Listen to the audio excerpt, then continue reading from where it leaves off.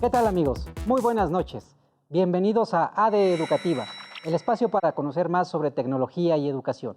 Y en esta ocasión nos acompaña el investigador Alejandro Acuña, quien es director asociado de la Asociación de Estudiantes de la Universidad Iberoamericana. Doctor, bienvenido. Muy buenas noches.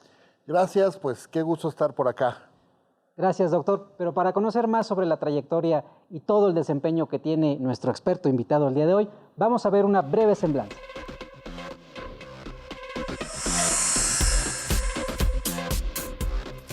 Alejandro Acuña cuenta con un doctorado en Instructional Media and Technology por la Universidad de Connecticut, así como con una maestría en Educación Master of Arts con especialidad en Administración Educativa y Diseño Curricular por la misma institución.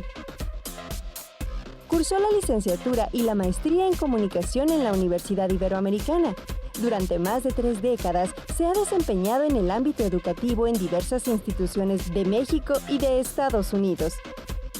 Ha sido director del Centro de Estudios en Comunicación y Tecnologías Educativas, CECTE, del Instituto Latinoamericano de la Comunicación Educativa, ILCE. Profesor visitante en Connecticut College, USA, donde impartió el curso Los medios masivos de comunicación en Latinoamérica, así como profesor a nivel posgrado en la Universidad Iberoamericana, la Universidad Anáhuac y la Universidad de las Américas, entre otras. Ha impartido múltiples conferencias en Canadá, Estados Unidos, Centro y Sudamérica en los temas de multimedia y educación a distancia. Actualmente es director asociado de Knowledge Resources Consultores. Como ven, el doctor Alejandro Acuña es experto en tecnología y educación y en esta ocasión nos va a platicar sobre todo con la gran experiencia que tiene desde la Asociación de Profesores e Investigadores de la Universidad Iberoamericana. Pero, doctor, cuéntanos qué es esta asociación. Bueno, fíjate que es bien interesante, es una asociación que se fundó hace prácticamente 50 años, ahora, donde convergen muchísimos profesores de la Universidad Iberoamericana. Pues es un espacio para platicar, para reunirnos, para hacer proyectos, para hacer muchas cosas. Y está obviamente ahí mismo en la universidad. Hay diferentes proyectos que tenemos con la Vicerrectoría Académica y pues es un espacio muy agradable para estar ahí comentando sobre lo que está pasando con una gran heterogeneidad de puntos de vista, ¿no? Y de expertos y de analistas. Entonces yo cada vez que me asomo por ahí y escucho a lo que se habla y se dice y la profundidad con que se hace, pues me da mucho gusto. Entonces, pues me tocó ahora presidirla a partir de estos días y por un par de años voy a estar ahí al frente de. Doctor, felicidades. Ahora, ¿qué temas manejan? Porque evidentemente también la Universidad Iberoamericana ha estado ranqueada también en el ámbito nacional e internacional en temas como investigación, pero ¿cuáles son sus áreas, sus líneas de discusión de esta asociación, doctor? Bueno, estamos sobre todo cuestiones que tienen que ver con el pertenecer a una institución, ¿no? Una institución de investigación, le llamamos el ser de la iberoidad, ¿no? Nuestra institución es de inspiración cristiana, los jesuitas son quienes la coordinan.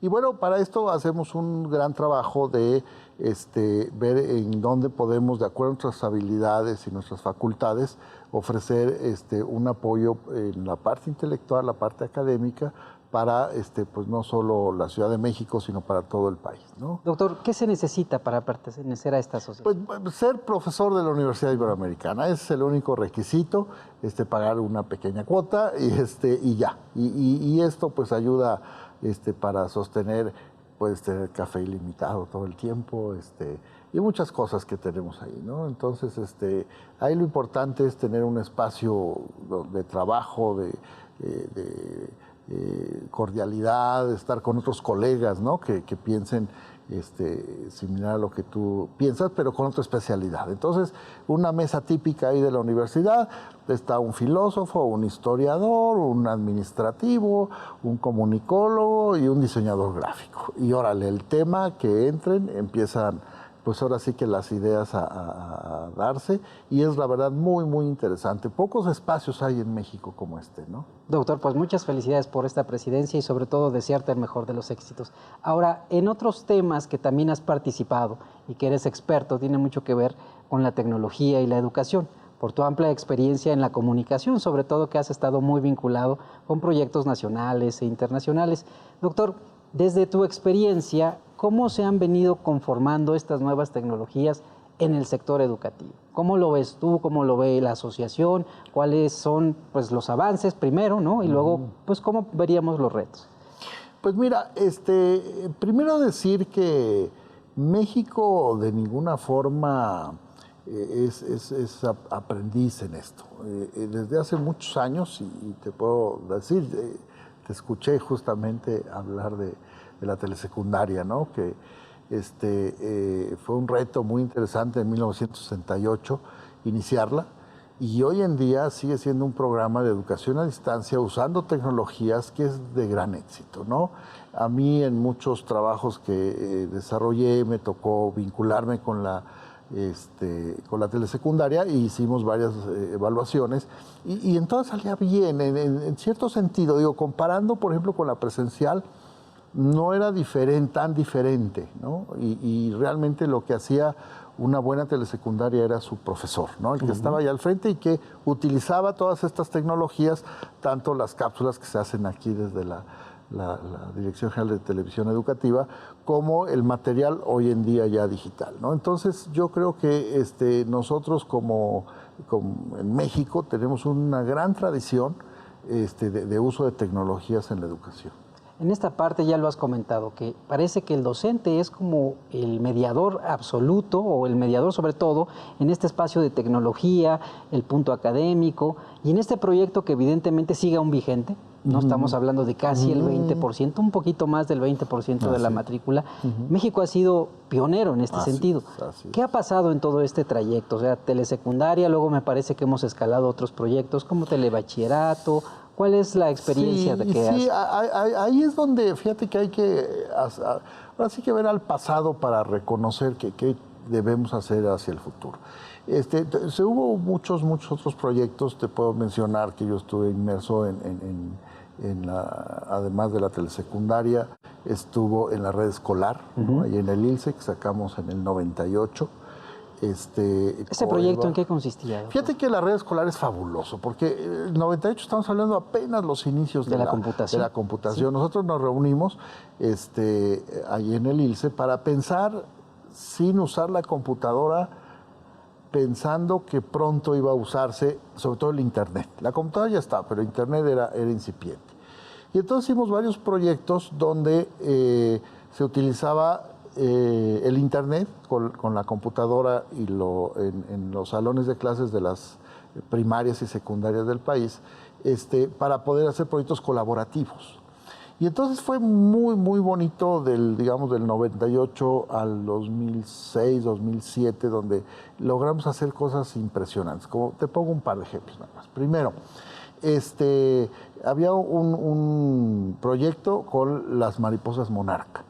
Y entonces los niños mexicanos se escribían y se ponían de acuerdo con niños en Canadá y luego en Estados Unidos. Y luego niños que estaban en Chiapas se ponían en contacto con otros niños que estaban en el norte del país. ¿Todo por la computadora? Y todo por la computadora. Con estamos hablando apenas del correo electrónico incipiente, ¿no?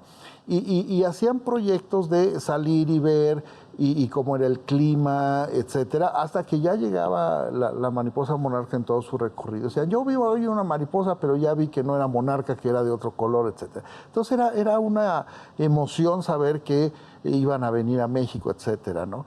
Y aprendían muchísimo, aprendían de todo, aprendían de esta cuestión del medio ambiente, ¿no? Aprendían cuestión de la velocidad, cuánto tardaban en llegar y cuál era la velocidad promedio, etcétera.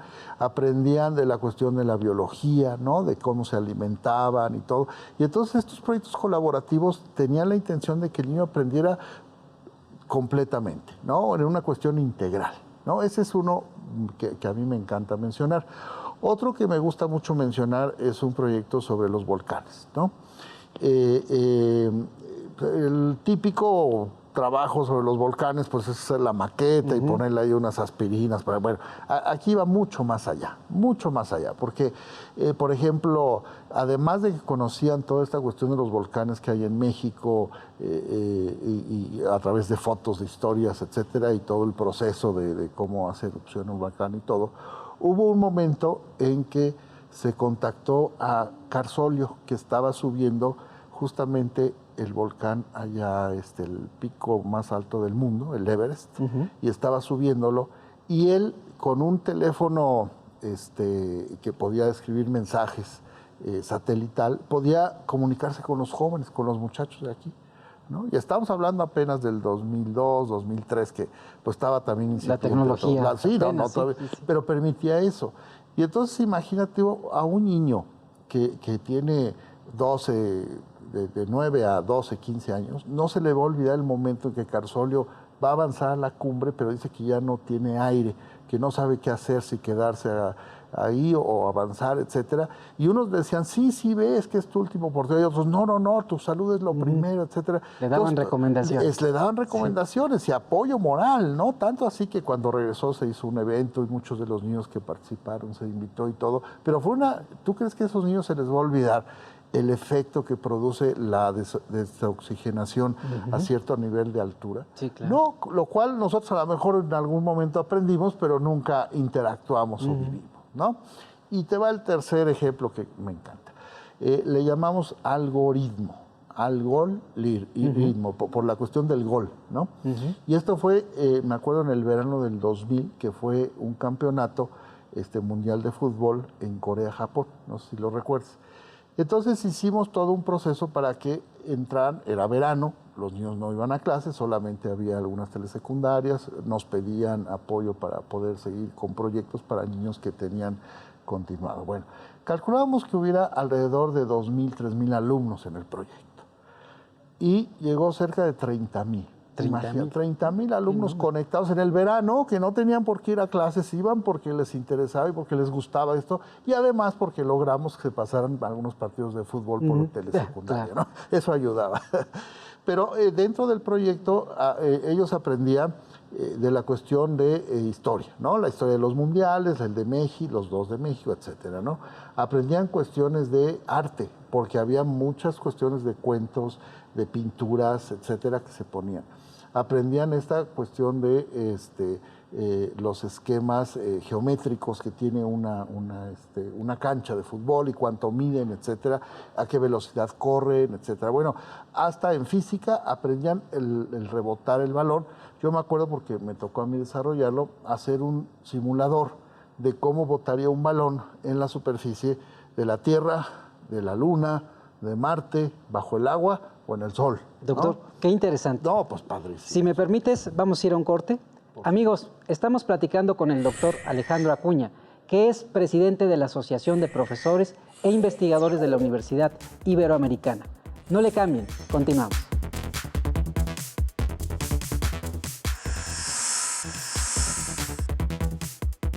Amigos, estamos de vuelta en ADE Educativa. Recuerden que estamos platicando con el doctor Alejandro Acuña. Doctor, nos has comentado sobre esta experiencia en el uso de la tecnología y la educación con este maravilloso proyecto Red Escolar, que fue una de las primeras iniciativas que vinculaban la tecnología, la computación allá en la década de los 80, cuando empieza a salir este nuevo avance tecnológico, y estas extraordinarias historias de vincular no solamente el tema del aprendizaje en el aula, sino llevarlo más allá, hacer una frontera de conocimiento a partir del Internet. Doctor, en esta experiencia, ¿cómo fue transitando? ¿Cómo sentiste tú a los profesores? ¿Cómo veían el panorama? ¿Y qué pasó después? Bueno, mira, fíjate que es bien interesante porque obviamente los profesores tenían que participar y activamente. Porque ellos no solamente dan permiso, había algunos chicos que en una escuela que había 200, 300 alumnos, había una sola aula de cómputo de 10 computadoras. Entonces, imagínate, tenían que pues, pedir tiempo y pedir permiso, turnarse, etcétera. Y entonces los profesores eran importante que ellos supieran del proyecto, lo importante del proyecto y cómo encajaba justamente en lo que ellos estaban haciendo. Porque a pesar de que estos proyectos intentaban que fuera los conocimientos de muchos y diferentes especialidades, el profesor tenía que retomar y lograrlo de matemáticas, ¿no? Entonces, yo creo que funcionó muy bien, había muchos profesores muy interesados, otros no tanto, y tiene que ver mucho con otro punto importante, no solamente de vincular el software con las computadoras y hacer estos proyectos, sino la capacitación a los maestros, ¿no? Yo creo que ahí es un talón de Aquiles que hemos tenido mucho tiempo. Estaba viendo sitios del proyecto en la década de los 90 de Coeva, donde se capacitó a casi 250,000 de profesores, ¿no? Que es un buen número. Y ellos, a su vez, pues se trataba de que fueran replicadores, ¿no? Que ellos en su escuela pudieran trabajar. Facilitaran todo este proyecto. Así es.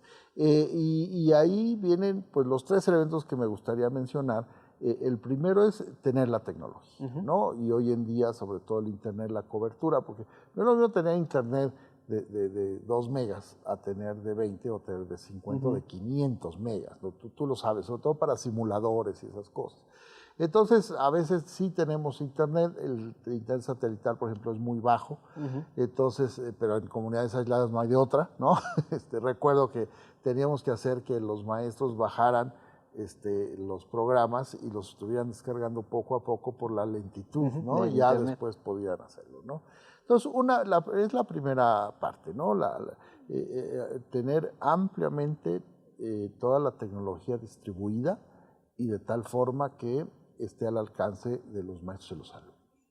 La segunda parte es sobre el software, hacer proyectos que realmente, y esto al rato te platico de una experiencia que tuve hace un par de años en materiales y métodos, que hicimos material justo para la telesecundaria, donde la parte pedagógica sea la preponderante y que el auxiliar tecnológico sea un auxiliar y que no sustituya todo este proceso que se da entre profesor y alumno, ¿no? Y, digamos, la tercera parte, tenemos a la tecnología, tenemos los programas hechos ad hoc para hacer, y la tercera es no solamente la capacitación a los maestros, sino el seguimiento, ¿no? A esa capacitación. Y el darles una carrera sobre ese tema, y que ellos puedan no solamente participar en diplomados, en cursos, en talleres, en seminarios. Formación continua. Formación continua, exactamente. Formación para toda la vida, ¿no? Porque un profesor, una vez que entra esto, bueno, primero, si le gusta, se emociona, y luego ya... Antes teníamos el problema de que eran, por así decirlo, analfabetos digitales, ¿no? Era la famosa, de acuerdo a Prensky, generación de inmigrantes digitales, ¿no? Que llegaron cuando ya la tecnología ya estaba. Pero hoy en día no, hoy en día los profesores que tienen 15, no más, de 20, 22, 25 años, hasta 30 años, ya la tecnología nacieron con ella, entonces ya no hay ese problema que había antes. Hoy en día lo que se necesita, como bien dices, es la educación que va formando y va dando más proyecto de vida. Y en esta parte, doctor, luego de este proyecto Red Escolar, surgieron otros proyectos que le daban continuidad. Sí, como la enciclomedia, por ejemplo, en el 2000, la enciclomedia es un proyecto que yo en muchos programas como pues sí, puedo decir que critiqué mucho porque era bien la interactividad, era en base a CDs y toda la parte interactiva era muy bueno, estaba pensada pedagógicamente y todo. Pero el gran problema son 3, ¿no? Que yo siempre dije. El problema de usar la tecnología que no, que era demasiado pretenciosa, por ejemplo, el pizarrón digital, ¿no? De que fuera con el dedo que el pizarrón pudiera hacerse. Otra parte era la capacitación de maestros. Creo que hubo un gran problema en la capacitación de maestros. Y el tercero, que es el peor, es que no se podía conectar a Internet. ¿no? Eso fue el problema. De hecho, al final, cuando empezó a poderse conectar a Internet, entonces cambiaron las cosas. Pero ya para el 2000 había la tecnología para usar el Internet. Nosotros la red escolar empezamos en el 98. Entonces, esos son los 3 puntos, ¿no? Que fueron 4 años yo creo que muchos alumnos pues, utilizaron, pero el efecto de la repetición era el mismo, ¿no? Siempre, ¿cuántos toneladas se necesita de algodón para llenar el Estadio Azteca, ¿no? Entonces lo llenaban así de toneladas. Bueno, perfecto. Y de nuevo, ibas a otro ejercicio y era el mismo. ¿Cuántas toneladas? Entonces, después de un rato, el alumno dice, a ver, espérame, yo quiero ver qué más hay. Y más que los niños podían, prácticamente en toda la República, ir a un café internet y por 8 pesos la hora, pues podían los videojuegos y jugar. Entonces, realmente la competencia es muy fuerte, ¿no? Para poder los muchachos interesarse en cuestiones educativas, tienes que utilizar simuladores, tienes que utilizar mucha creatividad por parte de los profesores para que no vayan y empiecen a jugar con los jueguitos de videojuegos, ¿no? Doctor, ya has comentado componentes importantes que nos llevan al hoy, al presente. Conectividad, contenidos y sobre todo el reto de tanta información ya que es Internet, ¿no? Que este campo del universo ya nos permite saber estar conectados prácticamente las 24 horas y como lo has comentado también, estamos ya en una brecha generacional, ¿no? Entre millennials, centennials, los alfa, ¿no? Una serie de generaciones que ya estamos convergiendo en este punto y con múltiples dispositivos. ¿Cuál es tu perspectiva en todo este entorno? Me parece que hay mucho todavía por observar, porque además pues muchos países avanzaron, algunos de manera exitosa, otros de repente se detuvieron, más cuando la OCDE hace un informe sobre el equipamiento que tiene que ver con ya no distribuyamos, sino trabajemos en contenidos. Exactamente. Fíjate, qué bueno que tocas ese tema porque, y justo la OCDE lanza una convocatoria, México la retoma, sobre ambientes de aprendizaje. Yo creo que la clave es esa. Crear verdaderos ambientes de aprendizaje en todos los salones de clase, que no solamente esté el profesor, estén los alumnos, porque la gente no se da cuenta de lo importante que es estar con otros muchachos de la misma edad, para el desarrollo social, para el desarrollo sexual, para todo tipo de desarrollo. Es importante interactuar, ¿no? Interactuar y no solo el maestro, sus propios compañeros, ellos mismos, y que el ambiente de aprendizaje donde el alumno requiera de un dato, y que en ese momento puede estar una computadora conectada a Internet y ahí tienes el dato, simplemente, ¿no? Entonces, cambiar del modelo pues, de la educación medieval, que es la del pizarrón, que todavía se utiliza desafortunadamente, ¿no? El gis y el pizarrón, bueno, si te vas hasta los griegos, porque ellos utilizaban la arena para hacer los dibujitos y mostrar ahí este tipo de cosas, ya me imagino a Pitágoras haciendo sus triángulos ahí en la arena, ¿no? Bueno, pues desde esa época no había cambiado tanto la educación como está cambiando ahorita. Y creo que hay que tener conciencia de eso, pero fíjate que si bien han cambiado todas estas tecnologías, las formas de enseñanza, la pedagogía, todo esto, el ser humano no cambia. El ser humano requiere de interactuar con otro ser humano, reconocerlo, darle respeto, darle todos estos valores que finalmente son las bases de nuestra educación. Y si está ahí la tecnología, con todos los contenidos que quieras, digo, en estos aparatitos, tú tienes todo el contenido de conocimiento que requieras, ¿no? Saber qué día nació alguien, cuándo murió, cómo se hace una receta de esto, cualquier cosa, todo el mundo lo sabemos, lo puedes encontrar ahí. Si ya está ahí, ahora lo que necesitas es un ambiente adecuado para fortalecer el aprendizaje. Y no solo los currículums, sino también las clases día a día que te van llevando a lograr el objetivo educativo, ¿no? Y bien dices, hay muchas sociedades que lo han estado logrando, pero no se preocupan tanto por la tecnología, sino cómo hacer que estos ambientes de aprendizaje se den en condiciones de que el niño tenga libertad, tenga igualdad, tenga respeto. Y si te fijas, hablamos de puros valores, que es un poco el tema que a pesar de que nuestra educación es laica, y yo creo que así debe seguir siendo, eso no implica que la gente no tenga respeto, derechos y todos estos valores tan importantes que pues es lo que van a dar. Yo te pongo un ejemplo muy sencillo. Si un alumno ve que su profesor utiliza todo el tiempo videos y películas y que el profesor se va y se pone a hacer otras cosas o a chatear o ese tipo de cosas, el niño no va a tener ningún respeto por eso, ¿no? Se da cuenta de que el profesor pues está tomando el tiempo de clase para poner películas. Yo digo de broma, son películas porno, ¿no? Por no trabajar, ¿no? Entonces, el niño se da cuenta de eso y pierde ese respeto a lo importante del tiempo, ¿no? Doctor, en esta parte, ¿la pedagogía entonces es fundamental? O sea, forzosamente tendríamos que encontrar estos modelos pedagógicos. Sí, fíjate que ya los hay. De hecho, pues, el gran avance en la pedagogía, yo creo que lo dio Piaget, ¿no? Piaget con lo que descubrió en la década de los 50, 40, ya dio los elementos de cómo se forma el pensamiento y la lógica de los niños y dónde hay que enseñarles esto, dónde hay que enseñarles aquello, etcétera, ¿no?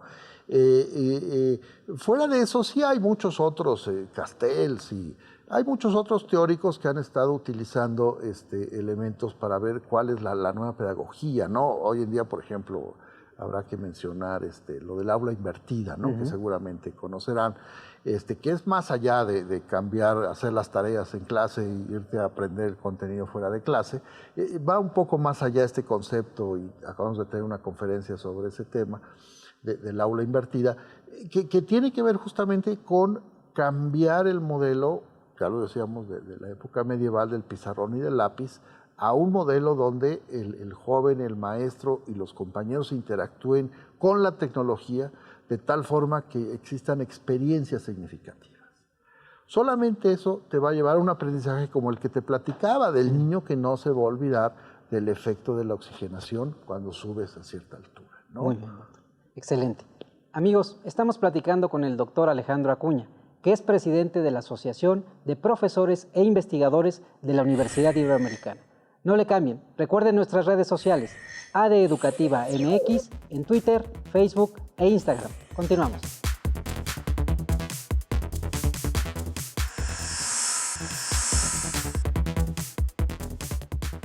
¿Qué tal, amigos? Estamos de vuelta en AD Educativa, su punto de encuentro con la tecnología y la educación. Recuerden que estamos platicando con Alejandro Acuña, que es presidente de la Asociación de Investigadores y Profesores de la Universidad Iberoamericana. Doctor, nos has dado ya una narrativa de lo que fue Red Escolar, cuáles fueron sus avances y sus aportaciones al sector educativo sobre todo, y además los retos que tenemos ahora con esta nueva tecnología que ya es prácticamente presente. Hay muchas herramientas en el campo de la tecnología y la educación. Esta reforma educativa se plantea un aprendizaje colaborativo, ¿no? El aula invertida, doctor, ¿puedes platicarnos un poquito más de Sí, este proyecto? cómo no, mira, es un concepto que surge hace más de 10, 12 años, donde un profesor se dio cuenta que pues los alumnos no le hacían mucho caso en clase, ¿no? Yo siempre digo que para que te hagan caso, yo tengo 38 años dando clases, casi tienes que ser como un alrequín, ¿no? Que sales ahí haciendo bromas y haciendo cosas para que tengas esa motivación por parte de los alumnos. Pero si tú te pones a comparar con pues el interés que ellos pueden tener por los nuevos medios y por el uso de los celulares, etcétera, quita todo el concepto de educación, simplemente entretenimiento, diversión, ¿no? Juegos, todos estos elementos pues nos desbancan totalmente, ¿no? De a qué niño en su sano juicio prefiere ir a clases que quedarse con su televisión gigantesca jugando ahí todo el tiempo, etcétera, ¿no? Normalmente no sucede. Entonces surge este profesor con esta idea de invertir las actividades que hacía dentro de clase para que ellos los hicieran fuera de clase, ¿no? Y asimismo las actividades que se hacían fuera de clase, tradicionalmente las tareas, los ejercicios y todo, se hicieran dentro de clase. Así de sencillo es el aula invertida, ¿no? Donde como hay tantos materiales en internet, con el YouTube y todos estos, tú puedes ver, y el profesor hacía videos especiales para que los niños los vieran fuera de clase, aprendieran, tomaran notas, etcétera, y ya en clase resolvieran problemas, hicieran prácticamente la tarea, ¿no? Esa es la sencillez de la aula invertida, pero dentro de todo tiene una gran enseñanza. Primero, cambiar el modelo tal como lo tenemos, ¿no? De exposición, de que el profesor expone, es el único que sabe, y hoy en día, desafortunadamente, el que sabe más es Google, ¿no? Entonces, el profesor que quiera competir contra eso, pues está muerto, ¿no? Está perdido porque, pues, ni caso le van a hacer sus alumnos, y si le encuentran cualquier errorcito, ellos van a decir, no, maestro, mire, este personaje no nació el año que usted dice aquí en Google, dice que es otro año. Y a ver, ¿cómo puedes? Y ahí es donde pierdes tú como profesor la credibilidad, ¿no? Entonces, ¿qué mejor retomar todo esto que ya está, y como bien dices, está presente, y que los jóvenes, los niños pueden utilizarlo dentro, vuelvo a insistir, en el ambiente de aprendizaje, donde tú propones vincular sobre un tema actual? Algo muy interesante, y te digo, los niños hoy en día están muy ávidos de conocer lo que está alrededor. Y esto que está alrededor, que puede ser de algo muy sencillo, como la cuestión del por qué hay tanto tráfico, ¿no? Y por qué cada año se incrementa más el tráfico. La movilidad en la ciudad. La movilidad en la ciudad, que es tremenda, ¿no? O en las ciudades rurales también puede decir el río, dónde llega y dónde se va el río, accesibilidad, ¿no? Acá etcétera. Entonces, hablando justamente de estos dos tipos de movilidad, el tráfico y cómo circula un río en el agua, tú puedes tener ahí un buen ejemplo para trabajar lo que nosotros decimos en un conocimiento ancla o en una parte ancla, a partir de la cual muchos elementos de conocimiento de matemáticas, de historia, de geografía, de todo, puedes integrarlos. Entonces, por ejemplo, del tráfico de la Ciudad de México, ¿qué puedes analizar? Bueno, pues los lugares de más tráfico, un mapa, y ahí ya tienes la parte de la geografía. ¿Qué más puedes decir? ¿Qué tipo de automóviles circulan, en qué horarios, etcétera? Y un poco de esta parte social, ¿no? De cómo, yo recuerdo muchos años, hace muchos años que veía una película de Walt Disney de Tribilín, que era una persona modelo y todo, pero apenas se veía en un carro y se ponía como loco, ¿no?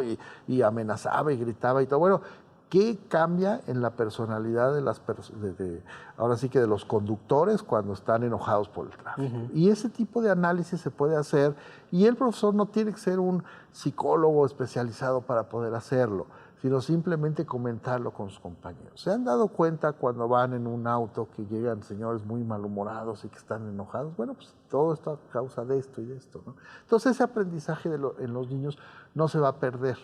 Y los datos, eso es bien importante, los puedes encontrar en Internet, ¿no? Simple y sencillamente está aplicación que seguramente conocen todos, que son las de tráfico, el Waze, ¿no? Que tú puedes ver en cierto momento, a ver, vamos a hacer un análisis de esto, pongan un lugar, etcétera, y utilizando la misma herramienta, tú puedes lograr que estos jóvenes pues tengan lo que dice Bernard Lonergan, un insight, ¿no? Tengan un aprendizaje, una experiencia significativa. Entonces, esto viene al cuento porque si tú con el aula invertida vas a lograr esos procesos, yo creo que es un buen sistema para utilizarse, ¿no? Doctor, además en tu experiencia como docente, que te he visto además dando otras pláticas, utilizas mucho la gamificación, ¿no? Este concepto que también es incorporado en esta nueva tendencia de tecnología y educación. ¿Podrías platicarle a nuestros profesores y al auditorio qué es la gamificación en esta parte? Sí, bueno, finalmente tiene que ver con esta parte que todo mundo tenemos de competencia, ¿no? Y de que si te ponen un reto tú quieres ganar, ¿no? Yo siempre pongo un ejemplo con mi propio hijo que cuando era chico, tendría 6, 7 años, salió un juego que se llamaba el Wii, algunos quizás se lo recuerden. Era un juego muy novedoso porque además tenía un aparatito, control remoto, que te permitía interactuar con la pantalla. Como simulador. Como un simulador, tal cual, lo que es un simulador. Y ese jueguito tenía muchos juegos. Como es hijo único, pues con el único que jugaba era conmigo. Y entonces jugábamos ahí varias cosas que traía, y recuerdo uno en especial que era el boliche. Y entonces mi hijo pues empezaba y yo, cada quien tiraba, etcétera. Pues, ¿qué te cuento? Después de un par de semanas, él era un expertazo en jugar el boliche y me ganaba de todas, ¿no? Y para mí dejó de ser bonito jugar con él, ¿no? Porque dices, bueno, si ya me va a ganar, ¿para qué siquiera? Y un día se me ocurrió decir, a ver, mijo, me dijo, vamos a jugar, papá, que no sé qué. Digo, ¿sabes qué? Deja el juego, apágalo y vámonos al boliche real, ¿no? ¿Cuál fue el fenómeno? Interesantísimo. Llegamos, obviamente él nunca había ido y empezó a ver que las bolas pesaban mucho, ¿no? Luego que había que cambiarse de zapatos, luego que no había que pasar la raya y todas estas reglas que uno... exacto. Pero fíjate que ahí está lo interesante. Un buen porcentaje de esa técnica y de esas reglas él ya las sabía por haber jugado el simulador, lo cual es bien importante, pero nunca sustituye este simulador a un juego real. ¿Por qué? Porque después de varias partidas que jugamos, por supuesto yo gané, lo cual es bien interesante porque él llegó y me acuerdo muy bien su expresión, mamá, mi papá es buenísimo para jugar boliche, metió 3 chuzas, ¿no? Entonces cambia la percepción, pero ojo, si yo lo hubiera llevado la primera vez, yo creo que no hubiera disfrutado tanto como lo hizo, porque con la tecnología él ya sabía de qué se trataba el boliche, sabía cómo tirar, sabía las técnicas, sabía las reglas, ¿no? Entonces, justamente esta cuestión de competencia que tienes a veces contigo mismo o con los otros, te lleva a hacer muchas cuestiones lúdicas de juego, ¿no? Donde tú vas a apostar a que llegas más rápido, a que lo aprendes más, etcétera. Hoy en día uno de los programas más populares en educación, impresionante, todos mis alumnos lo usan, es el famoso Kahoot, ¿no? El Kahoot, que es muy básico, pero tiene muchas cosas interesantes. Tú haces preguntas de opción múltiple y las presentas en el proyector de la computadora y tienes una clave para que ellos entren a través de sus celulares y de sus computadoras y todo, y participen. Y entonces, de 100 veces que he visto que se ha hecho este juego, 100 veces la gente está emocionada y alegando y rápido y apurándose, porque además no solo es tener la respuesta adecuada, sino además lo más rápido posible, porque eso le da puntos, ¿no? Y si a esto le añades, dales un par de regalitos cuando logran ser los primeros lugares, pues hay una emoción interna impresionante. Entonces, ese tipo de cosas que van saliendo, simplemente la aula invertida, el Kahoot y cosas que tienen que ver con estar contentos, hacer cosas en el aula que les permitan estar satisfechos. ¿Por qué? Porque sucede con este tipo de cosas que normalmente no todos pueden ser buenos en todo. Todos los niños igual. Y algunas ganarán unos, otras veces ganarán otros, otras veces ganarán otros, pero al final el hecho de ganar algo te va a hacer sentir importante. En esta parte, el sistema de recompensas, entonces, suele o parece que es un elemento de motivación para competir en el conocimiento, en preguntas, en varios aspectos. Sí, mira, muy importante que lo dices. Esto ya tiene que ver con el conductismo, que ya en cierta forma lo superamos un poquito, pero los premios, los castigos y las recompensas siguen funcionando, si no, pues ahí están las calificaciones, ahí están este tipo de cosas, ¿no? Ahí lo que hay que vincular es esta parte, vamos a diferenciar motivación intrínseca y extrínseca, ¿no? La intrínseca es la que nace de ti mismo, ¿no? Y quieres jugar o quieres aprender por ti mismo, y no porque el profesor te regañe o te castigue o te dé un premio o no te lo dé. Esa es la extrínseca. Y el profesor lo sabe, entonces debe de buscar esos momentos donde el alumno se dé cuenta que puede aprender, puede hacer cosas, puede ganar este juego, ahora sí que del aprendizaje, por sí mismo, ¿no? Entonces sí, yo creo que sí es importante aprender a usarlo y usarlo adecuadamente, y solamente premios, porque castigos y eso yo no lo recomiendo mucho. Muy bien, doctor. Amigos, estamos platicando con el doctor Alejandro Acuña, que es experto sobre todo en tecnología y educación y además presidente de la Asociación de Profesores e Investigadores de la Universidad Iberoamericana. Recuerden, si le quieren mandar un mensaje en nuestras redes sociales, en Twitter y Facebook, TV Educativa MX. Continuamos.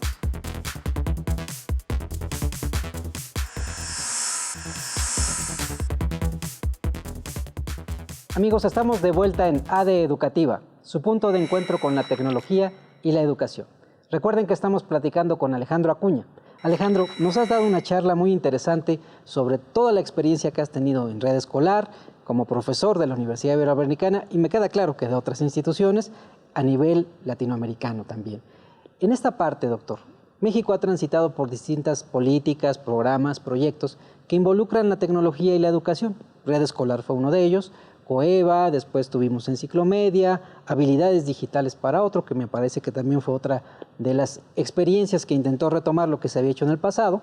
Y luego tuvimos otras políticas como Aprende, ¿no?, que dotó de computadoras, tablets, y que además esto viene hoy en día ya a ser un punto de partida con una agenda digital educativa, que en el marco de la nueva Ley General de Educación ya considera por primera vez el sistema regulatorio tener una agenda digital educativa. ¿Cuál sería tu principal reto, o desde tu experiencia que has tenido, que ha sido muy amplia, para poder concertar una verdadera agenda digital educativa?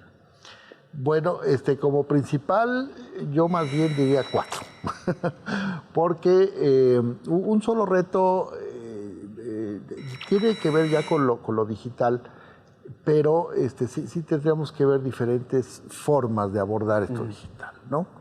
El primero, yo creo que es la parte de la infraestructura. Hoy en día es difícil no encontrar a alguien en prácticamente todo el país o alguna escuela que no esté de alguna forma conectada, ya sea directamente o ya sea a través de los diferentes proveedores, o yo diría hasta cafés internet, no sé si me explico. Entonces, yo creo que hoy en día es difícil, y yo creo que se ha abaratado mucho el internet. Entonces, la parte de infraestructura tiene que darse, y yo creo que se está dando, pero ese es como el requisito indispensable, ¿no? Esa parte.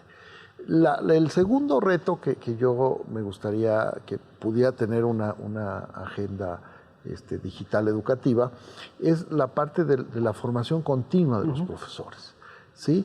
Aunque ya manifestamos aquí que la mayoría de los profesores que están frente a grupo hoy en día ya no son nativos digitales, ya son, pero ya no son inmigrantes, ya son nativos digitales que ya nacieron con las computadoras, ya saben utilizarlas. No es lo mismo saber utilizarlas para resolver y poder usar el Word, el Excel y ya, a, por ejemplo, utilizar un simulador. Es muy diferente, ¿no? ¿Y por qué utilizar un simulador y no otra cosa, ¿no? O a una parte educativa que se tiene. Yo quiero mencionar, porque trabajé algún tiempo como consultor y hacíamos buenas investigaciones ahí, a esta parte de UNET, ¿no? La Unión de Empresarios por la Tecnología, que daba computadoras a escuelas muy pobres, pero no solo eso, sino que también hicimos una página de objetos educativos y muchas ayudas para el profesor, para que una vez que esté capacitado, lo básico, digamos, de la tecnología, pueda aprovechar este software, que ya está ahí y es gratuito. Ya hoy en día prácticamente no hay software de pago para desarrollar apoyos educativos. Y entonces este segundo reto yo creo que tiene que ver con un programa amplio, completo, trascendente de formación de profesores y actualización, ¿no? Formación y actualización. Un tercer reto tiene que ver con justamente lo que dice el cambio de pedagogía. El cambio de pedagogía para formar ambientes de aprendizaje donde el niño tenga todos estos valores de libertad, de compromiso, de hermandad, de trabajo en equipo, todos estos los pueda tener en el salón de clases y aprovechar la tecnología dentro de esa misma tendencia, ¿no? Y finalmente yo creo que la parte que se tiene que dar va en dirección a que las nuevas tendencias no hablan de una educación totalmente digital o de una educación totalmente presencial como se dio en el pasado, sino una convergencia, ¿no? Le llaman blended learning. Modelo híbrido. Modelo híbrido, aquí en México le diríamos, donde el profesor va a preparar su clase en función de las actividades que los jóvenes y los niños pueden hacer en sus computadoras o en sus smartphones o en el café internet, ¿no? Porque no puedes tú decir, si no tienes un smartphone o una computadora en tu casa de alta velocidad, no puedes hacer esto. Yo creo que hay que hacerlo más, que pueda ser equitativo. Si tú dices, hay esta actividad que se puede hacer en este tipo de cosas, inclusive en un café internet o aquí mismo en la escuela, etcétera. Dar muchas salidas y las varias pantallas que tienen los niños, ¿no? Que pueden tener, te digo, no solo la computadora, la televisión en su casa y el internet del smartphone. Doctor, me parece que estás dando por una vía que es la convergencia tecnológica por un lado y el otro tema que es la formación docente, ¿no? Ya decía Nelson Mandela que el arma más poderosa para transformar una sociedad es la educación, pero si le agregamos este componente de tecnología, creo que tenemos ahora más que nada el verdadero horizonte, pues mucho más alentador, ¿no? De tener una educación mucho más equitativa, mucho más integradora, además de hacer proyectos colaborativos. ¿Cómo vislumbra desde tu punto de vista que este sea un reto? Porque además se habla también ya de otras nuevas herramientas como el Big Data, Machine Learning, ¿no? La propia UNESCO acaba ya de tener su propio consenso Beijing, ¿no? Donde habla que no perdamos de vista este tema, que es la inteligencia artificial. Ok, el blockchain también hoy en día. Digo, son conceptos que los pueden buscar ahí en la... Y tienen que ver con estos cambios que estamos viviendo, ¿no? Donde ya en un poco tiempo el recurso, la gente, muy poca gente va a pagar en efectivo, ya puedes pagar tú con tu celular y pues... Entonces, todos estos cambios, la educación tiene que ser permeable a estos cambios. Porque si se encierra en sí misma y no permite que se acceden, que ahora sí que se conecte uno a internet para poder ver qué hay allá afuera, entonces se va a quedar parcial y no va a lograr lo que realmente quiere, ¿no? Sí, por ejemplo, hoy en día el comercio internacional utiliza el Big Data para poder mandarte la publicidad personalizada, ¿no? A mí a cada rato me mandan el día de mi cumpleaños, porque saben cuándo es mi cumpleaños, saben lo que me gusta, saben lo que veo y todo, cosas de mercancía adecuada a mí, ¿no? Seguramente a muchos de ustedes pasa lo mismo. Y esto lo hacen a través del Big Data, donde todo lo que estamos interactuando queda grabado y entonces ellos pueden interpretar para poder venderte, ¿no? Bueno, pues así debería ser también la educación. De hecho, vuelvo a mencionar a UNED porque están haciendo un sistema de análisis a través de las escuelas que te permite ver cuánto tiempo estuvo en la computadora los niños, qué niños estuvieron en la computadora, cómo lo hicieron, cuánto tiempo estuvo el profesor, todo. Y te das cuenta si realmente son usuarios básicos, medios o usuarios avanzados. Entonces, con ese tipo de datos tú puedes tomar decisiones más fácilmente. Y sobre todo a nivel gubernamental. Porque si no tienes datos no puedes tomar decisiones. Y eso obviamente el Big Data te lo va haciendo. Y con el blockchain, que lo que permite es pues, tener una base de datos que puedas intercambiar, tú puedes ver sin tanta necesidad de los exámenes estos internacionales que se hacen, cómo andan en otras economías, en otros países, en otras ciudades, escuelas similares a la tuya, ¿no? Un último, hace 5 o 6 años hicimos un proyecto, ya no con la red escolar, sino con la red ILSE, estando ahí en el ILSE, donde tuve oportunidad de colaborar, un proyecto muy bonito con una escuela en Europa, en Portugal específicamente. Ahí en Portugal, una escuela que les enseñaba español, el profesor contactó a escuelas mexicanas, se pusieron a intercambiar y hasta el momento en que hubo un donativo de un árbol mexicano y un árbol portugués que lo sembraron en ambas escuelas y pudieron intercambiar, interactuar fácilmente. Y tenían la consigna de platicar y practicar ellos su español y los mexicanos su portugués 2 o 3 veces por semana, pero se dieron cuenta de que los niños por sí mismos platicaban solos sin necesidad de estar en la escuela y se hicieron muy amigos y hasta hubo encuentros, etcétera, ¿no? Entonces realmente esta parte, finalmente, ¿para qué educamos a la gente? Para que salga a la sociedad a ser una persona exitosa.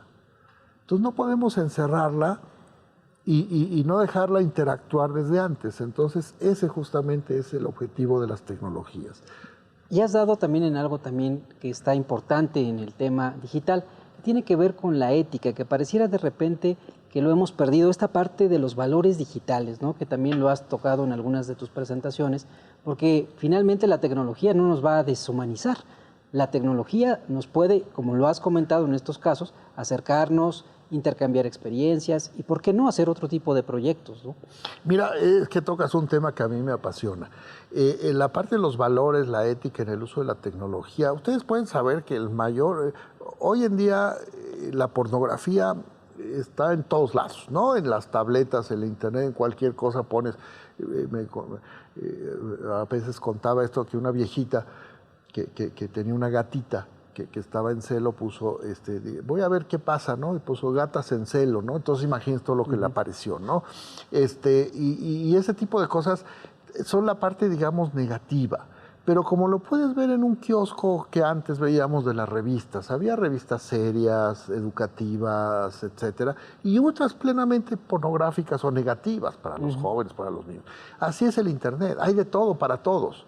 Y yo creo que sí es importante lograr un buen ambiente de aprendizaje donde el maestro demuestre la importancia del Internet positivo. Y ahí es donde entra esta parte de los valores. Si yo veo a mi profesor flojeando, etcétera, el alumno no le va a hacer mucho caso. Si yo lo veo interesado, preparando, motivado, entonces yo voy a estar igual porque voy a tratar de corresponder. Hay esta parte en la parte de los valores. Y te voy a cerrar con una frase que dijo para cuando se hizo la licenciatura en comunicación en la Ibero, el padre Sánchez Villaseñor escribió una carta donde decía someter la técnica al espíritu. ¿Sí? Someter la técnica al espíritu. Eso es lo que tenemos que hacer. Someter a la tecnología al servicio de los mejores valores humanos. Doctor, pues ha sido muy alentadora tu plática y sobre todo para nuestros docentes y toda la comunidad educativa. Muchas gracias, doctor. Muy bien, al contrario a ustedes. Amigos, hemos llegado al final de este programa. Les agradecemos a todos sintonizarnos en TV Educativa MX, en Twitter y Facebook. Los esperamos en una próxima emisión. Hasta la próxima.